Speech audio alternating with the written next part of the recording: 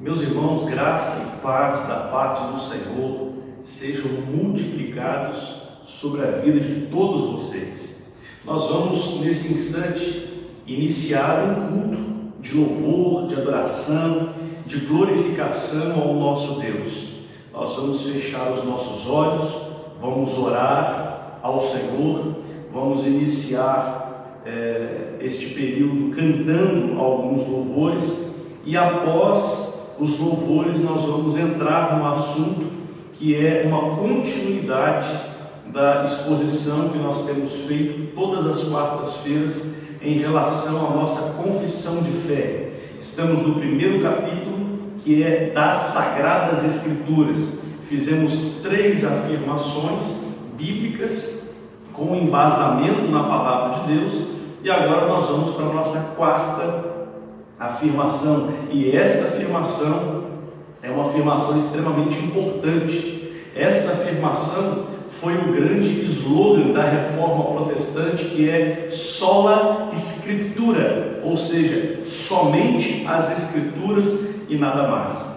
Nós vamos falar um pouquinho sobre o contexto ao qual os nossos irmãos puritanos escreveram essa parte da confissão de fé, para que nós possamos entender o motivo pelo qual eles estão escrevendo isso e o motivo também pelo qual nós precisamos subscrever aquilo que os nossos irmãos do passado afirmaram, porque nós estamos vivendo um período muito parecido com aquilo que os puritanos, os reformadores viveram na época deles, do século XVI, onde a palavra de Deus estava sendo completamente deturpada. Na época, a palavra estava sendo deturpada pelas tradições.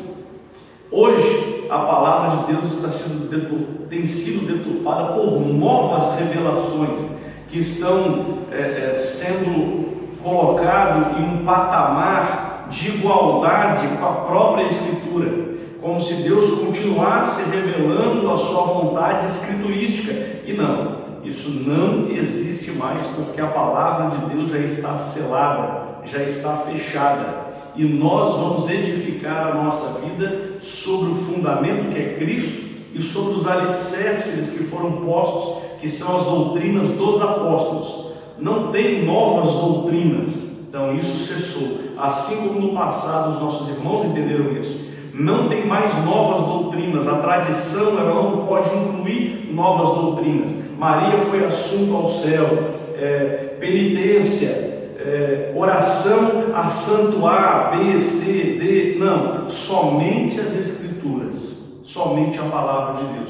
Hoje no nosso tempo a mesma coisa, novas revelações. Deus nos mostrou essa doutrina nova, não. Deus nos mostrou aquela outra forma de cultuar ao Senhor, não. Aquilo que vai aquém ou além da Sagrada Escritura, do Evangelho que Paulo nos deixou, e não deixou porque ele alcançou algo, e sim porque Jesus veio em pessoa e revelou de forma direta a Paulo aquilo que ele nos ensinou, aquilo que está na palavra de Deus, inspirado pelo Espírito Santo. Se vai aquém ou além dessa palavra, então seja anátema, maldito e rejeitado pela igreja de Cristo.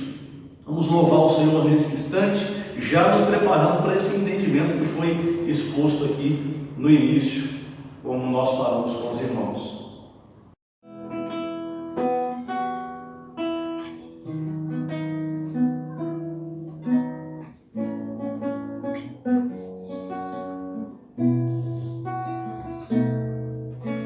Seja engrandecido, ó Deus da minha vida, Tu és o Deus da minha salvação.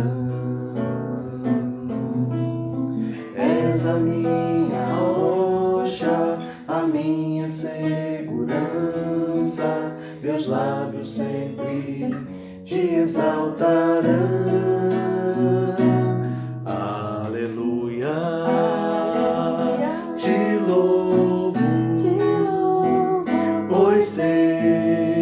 Sobre todos é Senhor, aleluia, te louvo, pois pois sei que sobre todos é Senhor. Aleluia, aleluia, aleluia, louvemos ao Senhor. Aleluia, aleluia, aleluia, louvemos ao Senhor.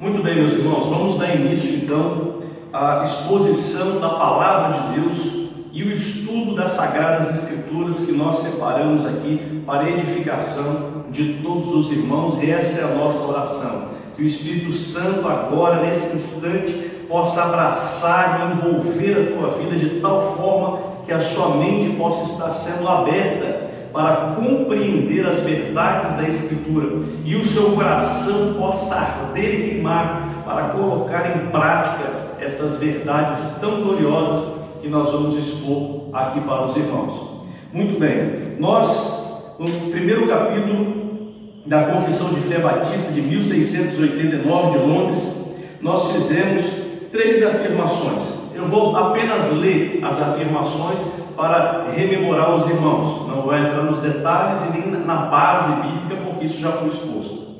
Então, a primeira afirmação é: as Sagradas Escrituras são a única, suficiente, correta e infalível regra de todo conhecimento, fé e obediência salvíficos. Primeira afirmação. A segunda afirmação: embora a luz da natureza e as obras da criação e da providência se manifestem a bondade, a sabedoria e o poder de Deus, a ponto de tornar os homens indesculpáveis, ainda assim não são suficientes para oferecer aquele conhecimento de Deus e de sua vontade que é necessário para a salvação.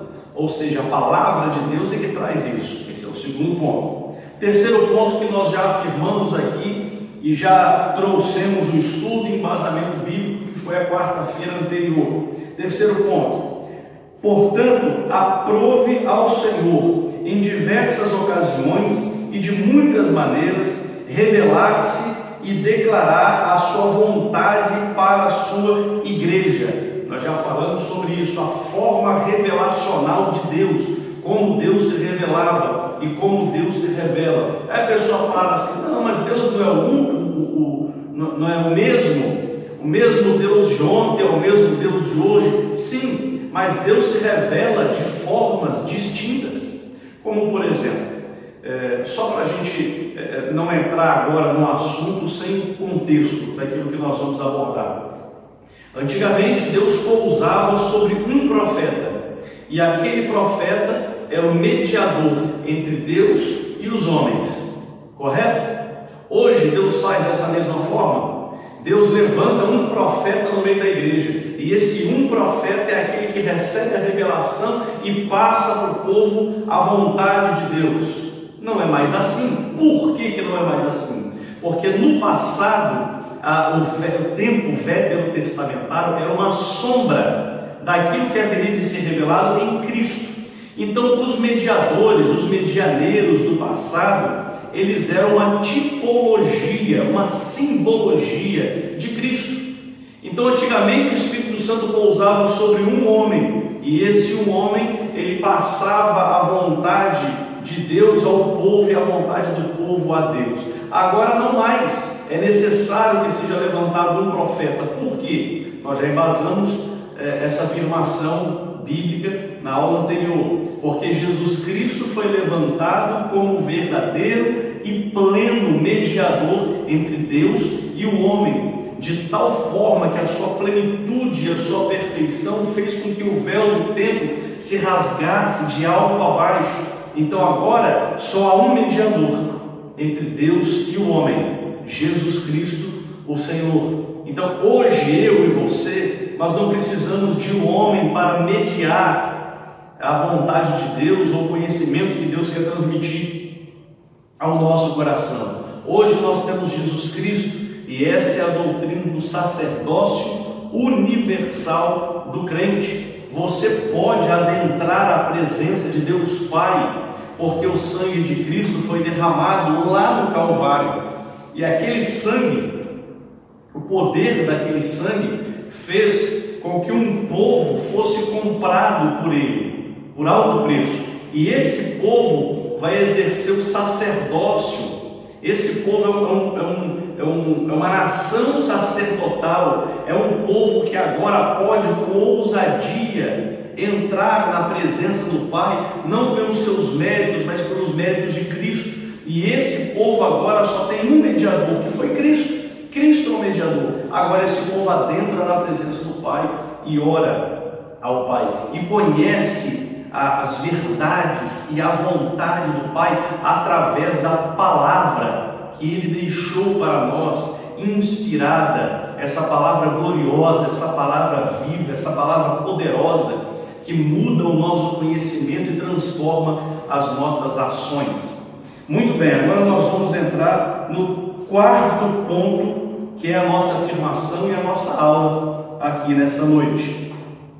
E a quarta afirmação é: e posteriormente, para melhor preservação e propagação da verdade, e para o mais seguro estabelecimento e consolo da igreja contra a corrupção da carne e da malícia de Satanás e do mundo, concedeu a mesma, a Bíblia, completamente por escrito, o que faz a Sagrada Escritura indispensável àqueles antigos modos de Deus revelar a sua vontade ao seu povo agora cessaram. Deus não precisa mais levantar hoje apóstolos ou profetas como no tempo veterotestamentário. Por quê? Porque a Sagrada Escritura já está na minha mão, na sua mão e na nossa mão, na mão da Igreja de Cristo. Então não é necessário mais um mediador, porque Cristo é o mediador. Não é necessário mais um apóstolo para colocar novas doutrinas, porque a palavra de Deus diz que os apóstolos foram aqueles que viram a Cristo, que caminharam com Cristo. Eles receberam a incumbência de nos deixar as doutrinas apostólicas, e a igreja persevera na doutrina dos apóstolos. Então nós perseveramos na doutrina dos apóstolos, ou seja, a palavra de Deus para nós, ela é indispensável, insubstituível.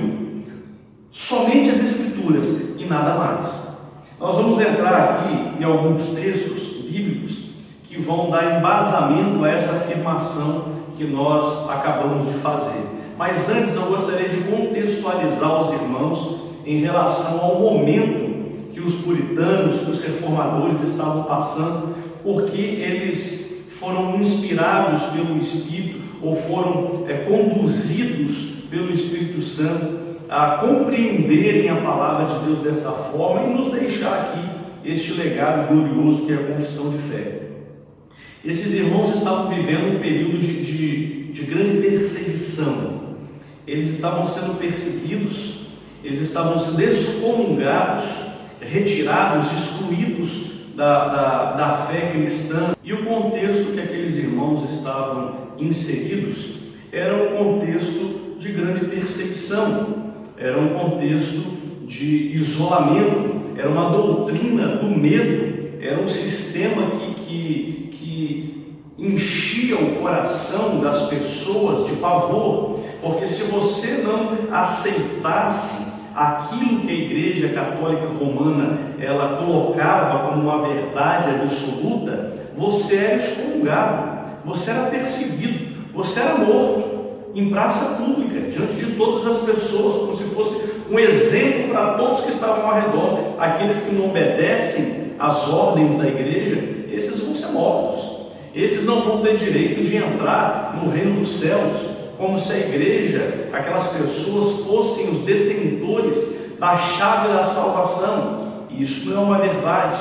A palavra de Deus, ela ilumina a mente, a palavra de Deus, ela liberta o homem, a palavra de Deus, ela direciona o homem, mas quem salva é Jesus Cristo, através da palavra, é o meio, mas quem salva é Jesus Cristo. A igreja, ela não tem esse poder salvífico na sua mão. Você vai ser salvo, você vai para o inferno. Não, isso é soberania e obra única e exclusiva de Deus. A salvação, ela não vem pelas nossas obras, a salvação, ela vem pela graça. Então esses irmãos estavam sendo perseguidos, o contexto que eles estavam vivendo era esse. A igreja católica romana, ela não passava a verdade da Escritura para as pessoas que estavam ali.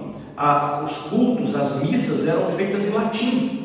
O padre, o clero, o responsável, ele falava em latim e as pessoas não entendiam absolutamente nada. Era uma forma de monopolizar a mente das pessoas, de dominar, de governar aquelas pessoas. Se só eu sei a verdade, se eu sou o detentor da verdade e todos são leigos e não conhecem essa verdade, aquilo que eu falo vira lei. Então eles estavam vivendo isso. E a tradição da Igreja Católica, ela vinha colocando heresias que não tinham embasamento bíblico nenhum, como penitência, como purgatório, as indulgências e tantas outras heresias. Os santos, os medianeiros, só existia um, só existe um mediador entre Deus e o homem, que é Jesus Cristo. Então nós já sabemos disso, mas aqueles irmãos estavam vivendo isso. Somos salvos tão somente pela graça, por mediante a fé. Isso não vem de nós, isso vem de Deus. Então a igreja não tem o poder de dizer quem vai ser salvo ou não.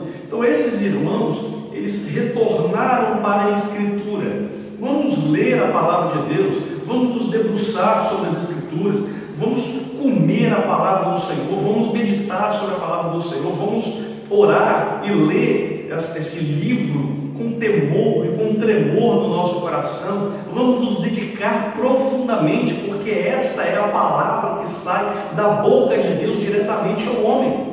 Então esses irmãos compreenderam isso, e esse slogan da reforma protestante é algo que nós hoje defendemos: sola Escritura, somente as Escrituras e nada mais. Só ela foi revelada por Deus, só ela é regra de fé e de prática, só ela nos aponta o caminho, nos direciona. Somente as Escrituras é lâmpada para os nossos pés e luz para o nosso caminhar. Somente as Escrituras, de forma literal, de forma contextual, de forma linguística, estudada à luz da palavra, só ela pode trazer para nós doutrinas, nada mais. Então, esses irmãos defenderam isso no passado. Por isso, essa última afirmação, ela fala exatamente sobre este ponto.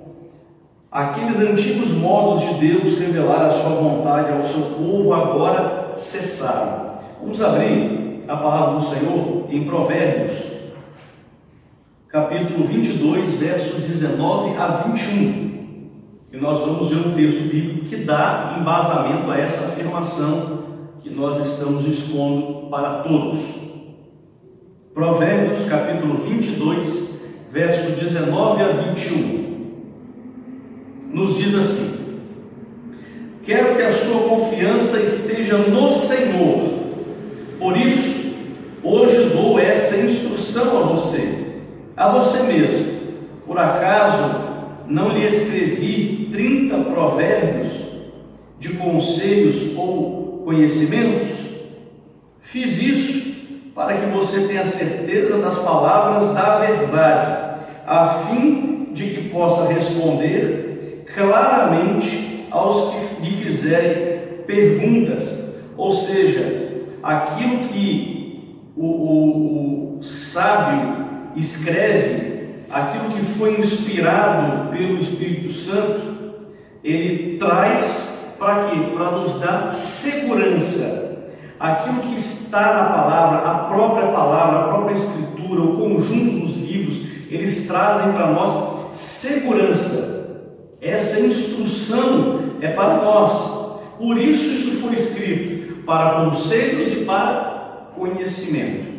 E isso para que você tenha certeza das palavras da verdade, a fim de que possa responder claramente aos que lhe fazem ou lhe fizerem perguntas. Domínio das Escrituras. Domínio das Escrituras. Vamos lá. Romanos capítulo 15, verso 4. Romanos capítulo 15, verso 4. Vamos ver o que a palavra fala sobre essa afirmação também. Pegamos um texto veterotestamentário e agora textos neotestamentários. Pois tudo, Romanos 15, 4. Pois tudo o que no passado foi escrito, para o nosso ensino foi escrito, a fim de que, pela paciência e pela consolação das Escrituras, tenhamos esperança. Ou seja, tudo que foi escrito e está registrado para um fim, para que nós tenhamos paciência e consolação que vem através do conhecimento das Escrituras. Isso gera em nós esperança. Expectativa do que? Das verdades bíblicas que estão aqui contidas. Então, a palavra de Deus, ela foi revelada, ela foi escrita e ela está aqui nas nossas mãos. O que vai além do que está escrito aqui, além da letra, isso que vai além, isso é maldito. O que vai aquém, também da mesma forma, é maldito, conforme Paulo escreve aos Gálatas, capítulo 1. Agora, segunda carta de Pedro, capítulo 1, verso 19 e verso 20. Segunda carta de Pedro, 19.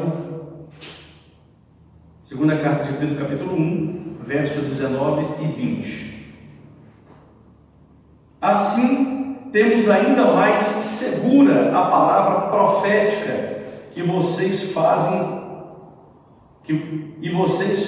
bem em dar atenção a ela, como a uma luz que brilha em lugar escuro, até que o dia clareie e a estrela da alva nasça no coração de vocês.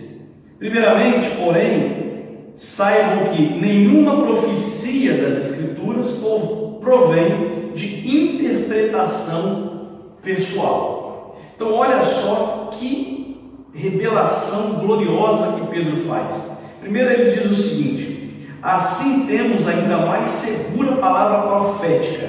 Que palavra profética é essa? Era a palavra dos profetas, a palavra que se cumpriu ali naquele tempo, porque no tempo antigo a palavra ela era entendida como uma sombra. Agora não, Jesus disse: eu sou a luz do mundo. Então Jesus traz o conhecimento do tempo veterotestamentário. Então aquela palavra profética que apontava para o evangelho que estava oculto, esse evangelho que era um mistério ainda, não havia sido revelado, essa palavra profética agora foi exposta para vocês. E essa palavra é Cristo. Jesus é a palavra de Deus. Jesus é o verbo. Jesus é o Logos. Jesus é a palavra. Então ele diz assim: essa palavra que nós temos, essa palavra segura, que é essa palavra profética, nós temos agora, e vocês fazem bem em dar atenção a ela, como uma luz que brilha em lugar escuro. Ele fala aqui sobre o dia que vai clareando, sobre a estrela da alva, assim como o dia clareia, a estrela brilha, que essa palavra, através do esforço e dedicação do conhecimento, através da ação do Espírito Santo, na leitura dessa palavra, que essa palavra possa trazer luz à nossa mente, que ela venha nascer no nosso coração. Primeiramente, porém, aí ele faz um alerta: saibam que nenhuma profecia das Escrituras, ou seja, nada daquilo que foi escrito, nada daquilo que foi predito, nada disso provém de interpretação pessoal. Ou seja, não leiam a palavra, interpretem essa palavra à luz do entendimento de vocês, mas a própria Escritura, ela se interpreta. Não é uma interpretação pessoal. Eu e Dino interpreto a palavra dessa forma. Pronto, vou criar aqui uma igreja A. Eu, fulano, interpreto a palavra da forma X. E eu vou fazer isso daqui, e a nossa igreja vai ser a igreja X. Eu, Beltrano, interpreto a palavra da seguinte forma: Deus nos mostrou algo e nós interpretamos a palavra dessa forma. Não. Saibam disso, isso é um alerta que Paulo faz. Porque dessa forma, quem foi o precursor desse tipo de interpretação errônea e equivocada foi Satanás. Quando Satanás conduz a Cristo na conversa no deserto, que ele diz assim: sobe aqui comigo no pináculo, leva Cristo no pináculo do templo. E aí ele diz para eles: lança-te daqui porque está escrito. Ele pegou a palavra, interpretou de forma pessoal e ele jogou a interpretação para Cristo. E Cristo disse: não tentarás o Senhor teu Deus. A sua interpretação está errada, a interpretação certa é essa. Ou seja, a própria Bíblia, a própria palavra, ela vai se auto-interpretar. E a palavra está cheia de exemplos de interpretação equivocada, pessoal, e de interpretação correta que é feita à luz da própria Escritura. Gravem isso. A palavra se auto-interpreta. Um texto que ficou obscuro dentro daquele momento ali, você vai achar outros textos que vão falar sobre aquele momento, aquela dificuldade que você teve de compreender, e os outros textos vão jogar luz naquela compreensão limitada de um texto ou outro.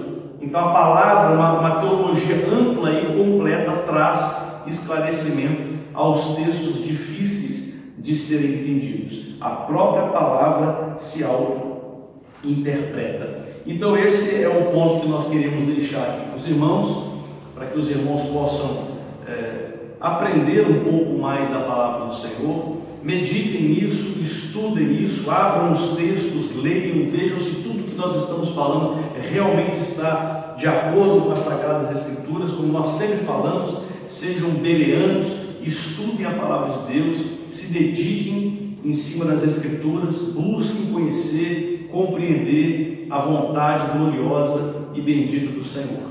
Amém? Que Deus abençoe a todos, fiquem na graça e na paz do Senhor.